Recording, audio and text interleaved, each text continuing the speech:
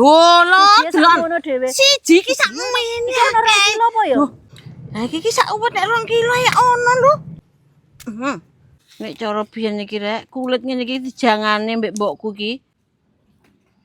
No, Dalem sayang. gak melo nggobrot iki ya. Ora. Mana lho? Ora. Dikosoki ngene lho.